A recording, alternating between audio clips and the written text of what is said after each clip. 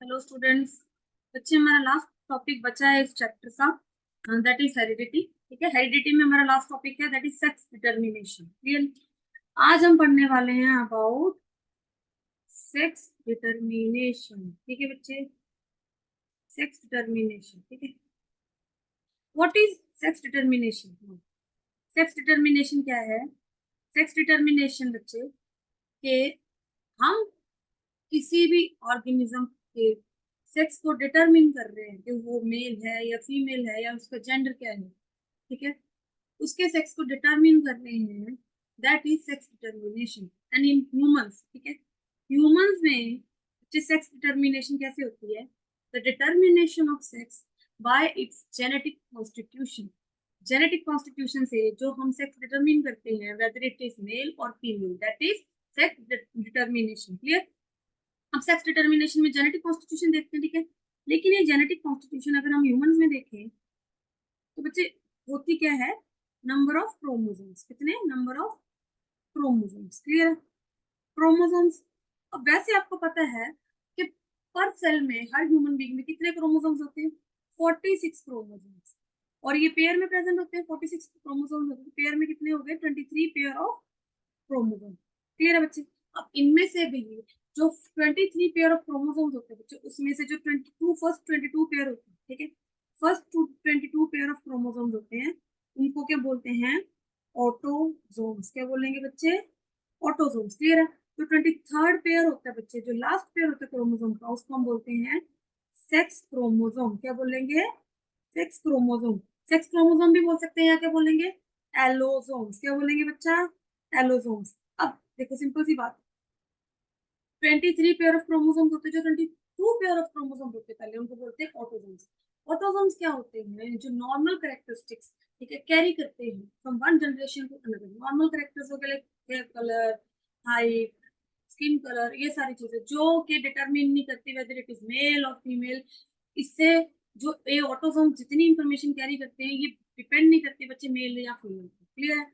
लेकिन जो हमारे पास 23rd पेयर ऑफ क्रोमोसोम है, 23rd पेयर ऑफ क्रोमोसोम, ठीक है, इस पे फुल्ली डिपेंड करता है कि बच्चा जो आगे वाली जनरेशन होगी वो मेल होगी या फीमेल होगी। ठीक है, इनको बोलते हैं सेक्स क्रोमोसोम। और ये मेल में अलग होते हैं, फीमेल में कितने होते हैं? अलग होते हैं। क्लियर? मेल में बच्चे अगर देखा जाए, ठीक है, अलग होते हैं, फीमेल में अलग होते हैं। ठीक है, एक पेयर जो लास्ट पेयर होता है 23rd पेयर ऑफ क्रोमोसोम, ठीक है, दैट इज सेक्स क्रोमोसोम, को एलोसोम भी बोला जाता है। मेल में कौन से होते हैं? That is X Y. कौन से होते हैं? X Y. और फीमेल में होते हैं एक्स एक्स। कौन से होते हैं बच्चे? X x. अब आप देखिए, अगर आगे जाके इसका गैमीट बनना हो मेल का, गैमीट एक्स का भी बन सकता है और वाई का भी बन सकता है। क्लियर है? एक्स का भी बन सकता है। इसका जब भी गैमीट बनेगा वो हमेशा किसका बनेगा? एक्स का ही बनेगा। हमेशा एक्स का जो भी ओवम होगा, जब भी ओवम प्रोड्यूस होगा फीमेल की बॉडी में, तब एक्स का ही गेमेट बनेगा। लेकिन मेल की बॉडी में जब भी स्पर्म प्रोड्यूस होगा, then it can carry X as well as Y also. ठीक है, बट इट डज, मतलब कि ऐसा जरूरी नहीं है। ठीक है, इट इज नॉट नेसेसरी कि एक ही क्रोमोसोम है जो बार बार जो आगे जाएगा, या एक ही जो, या तो एक्स या वाई। ऐसा कोई पॉसिबिलिटी नहीं है कि 75% एक्स जाएगा या 75% वाई ही गेमेट बनाएगा। बच्चे 50-50 पॉसिबिलिटी होती है। ठीक है, 50-50 पॉसिबिलिटी होती है कि गेमेट कोई भी बना सकता है। ठीक है, वो किस्मत पे डिपेंड करता है। आगे जाके अगर हम पनेट स्क्वायर मेथड लगा के देखें, ठीक है, फीमेल के गेमेट नीचे और मेल के ऊपर, यहाँ पे X X and X Y. अब हम पॉसिबिलिटी निकालेंगे तो एक पॉसिबिलिटी है, जब एक्स एक्स का फ्यूजन होगा, इसका और इसका फ्यूजन होगा बच्चे, एक्स एक्स, इसका और इसका फ्यूजन होगा तो X X, X Y, X Y. Clear है? तो हमारे पास यहाँ पे भी कैसे आएंगे? X Y, X X, X Y. Clear है? तो हमारे पास अगर हम देखें, दो एक्स एक्स आए हैं बच्चे और दो एक्स वाई, मतलब के दो एक्स एक्स है तो दो कितनी होगी? Two female. क्लियर है? Two female two male, two female two male, 2:2 is equal to 1:1। तो 50-50 पॉसिबिलिटी है बच्चे, 50-50 पॉसिबिलिटी होती है मेल या फीमेल बच्चे के पैदा होने की। और टोटली डिपेंड किस पे करेगा? डेफिनेटली मेल पार्टनर पे डिपेंड करेगा, बिकॉज फीमेल का जो ओवम है, it will always carry X chromosome, but it depends upon male because it has different chromosomes X और वाई। एंड ये डिपेंड करता है कि स्पर्म कौन सा क्रोमोसोम है जो कैरी कर रहा है वेदर एक्स और वाई। क्लियर है बच्चे? इन दोनों में से डिपेंड होगा। यहाँ तक कि हमारी sex determination about human beings. अगर हम देखिए कुछ ऑर्गेनिजम्स में बच्चे क्या होता है, सेक्स डिटर्मिनेशन जेनेटिक कॉन्स्टिट्यूशन पे डिपेंड नहीं करते। कुछ ऑर्गेनिज्म में क्या होगा, लाइक रेप्टाइल्स में अगर हम देखें, ठीक है, रेप्टाइल्स में क्या होता है कि टेम्परेचर पे डिपेंड करता है। उनका एग है कितने टेम्परेचर पे पड़ा है, उस पर डिपेंड करेगा कि वो मेल होगा या फीमेल होगा।